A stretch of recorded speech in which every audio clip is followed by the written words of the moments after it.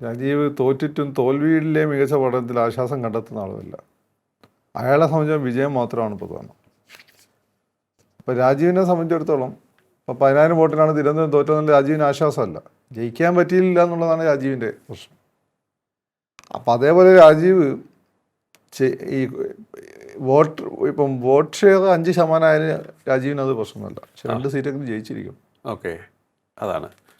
അപ്പം അങ്ങനെ വരുമ്പോഴുള്ള കാര്യം എന്ന് വെച്ചാൽ പല അപ്രധാനമായ സ്ഥലങ്ങളിലെയും സ്ഥാനാർത്ഥികളെയൊക്കെ ചിലപ്പം വേണ്ട രീതിയിൽ പരിഗണിച്ചിട്ടുണ്ടാവില്ല. ഫണ്ടാണെങ്കിലും പ്രവർത്തനമാണെങ്കിലും പ്രധാനപ്പെട്ട 30ഓളം മണ്ഡലങ്ങളിലേക്ക് ചുരുക്കാൻ സാധ്യത. അതെ അതെ.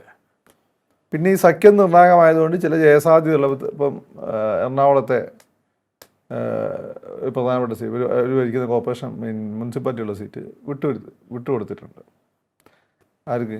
ഈ പറയുന്ന 2020 അവർ നമ്മുടെ ഗോപാലകൃഷ്ണൻ മത്സരിക്കേണ്ടിയിരുന്ന, അതെ, അവർക്ക് കുറച്ച് സാധ്യതയുള്ള കൊടുങ്ങല്ലൂർ സീറ്റ് വിട്ടുകൊടുത്തിട്ടുണ്ട്. അതൊക്കെ ചെയ്യേണ്ടതായിട്ട് വരും.